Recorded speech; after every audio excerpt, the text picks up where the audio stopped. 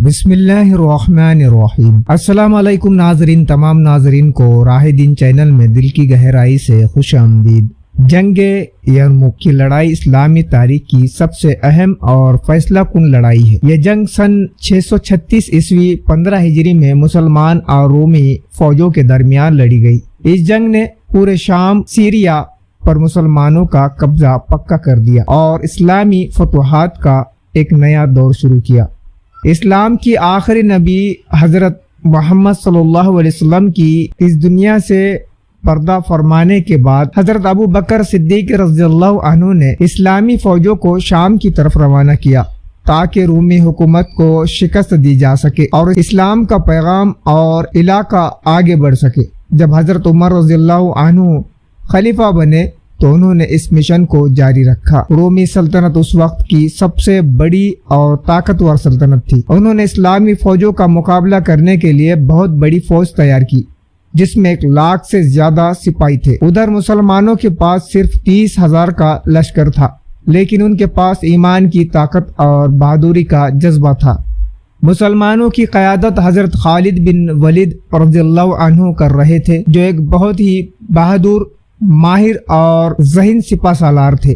انہوں نے مسلمانوں کو مضبوطی سے تیار کیا اور لڑائی کے میدان میں ایسی تدبیریں اپنائی کہ دشمنوں کو شکست دینے میں کامیاب ہو گئے۔ جنگ یرموک کے میدان میں شروع ہوئی، جو آج کل کے جارڈن کے قریب ہے۔ جنگ 6 دنوں تک چلی اور مسلمانوں نے بڑی بہادری سے رومی فوجوں کا مقابلہ کیا۔ رومی فوج کے سپاہی مسلمانوں کی تغیر ہمت سے حیران رہ گئے۔ آخر کار اللہ کی مدد سے مسلمانوں نے رومی فوجوں کو شکست دی۔ اس جیت کے ساتھ مسلمانوں کا شام پر مکمل قبضہ ہو گیا اور رومی سلطنت اور عرب علاقے سے باہر کر دیے گئے۔ یہ جنگ اسلامی فتوحات کی سب سے بڑی کامیابی میں سے ایک مانی جاتی ہے۔ یرموک کی لڑائی نے اسلامک تاریخ میں ایک نئے دور کا آغاز کیا اور شام علاقے میں اسلام کا پرچم بلند کیا۔ یرموک کی لڑائی کے بارے میں کتابوں میں کئی مہتوپورن اور اندرونی جانکاری دی گئی ہے جو اسلامی اتہاس کے شروعاتی دور کو سمجھنے میں مدد کرتی ہے۔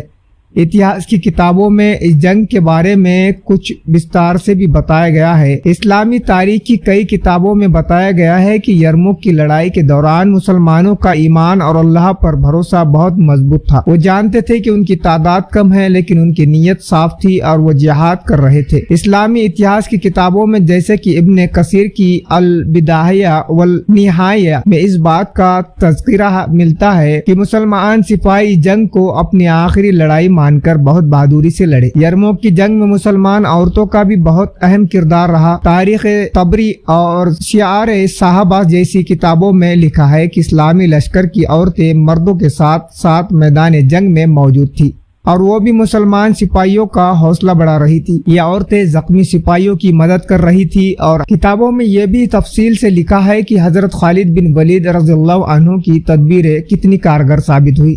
انہوں نے مسلمان کی فوج کو چھوٹے چھوٹے دستوں میں تقسیم کیا تاکہ وہ رومی فوج پر الگ الگ مقامات سے حملہ کر سکے۔ البدایہ والنہایہ اور تاریخ طبری میں یہ بات سامنے آتی ہے کہ انہوں نے دشمن کو دھوکہ دینے کے لیے گھڑ سواروں کا الگ الگ جگہوں پر استعمال کیا اور رومی فوج کو گھیر لیا۔ سیار صحابہ اور دوسری کتابوں میں لکھا ہے کہ اسلامی لشکر کے سپاہیوں میں شہادت کا جذبہ بہت زیادہ تھا۔ انہیں یقین تھا کہ اگر وہ جنگ میں شہید ہو گئے تو جنت میں انہیں بڑا مرتبہ ملے گا۔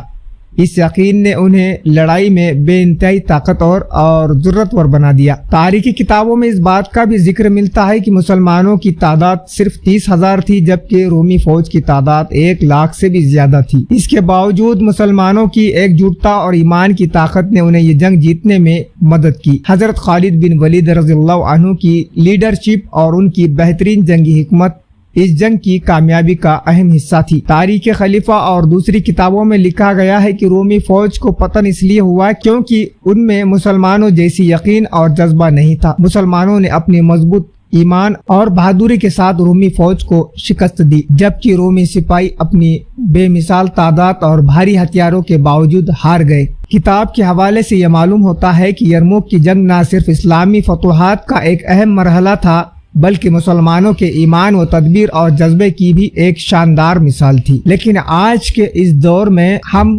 ایمان سے بہت دور ہے اور تعداد میں زیادہ ہونے کے باوجود بھی ہم سمندر کی جھاگ کی طرح ہے جس طرح بتایا گیا تھا۔ تو ناظرین دین کی بات کو زیادہ سے زیادہ شیئر کریں اور نئے ہو تو سبسکرائب ضرور کریں۔ ملتے ایک دوسرے ویڈیو میں۔ السلام علیکم، اللہ حافظ۔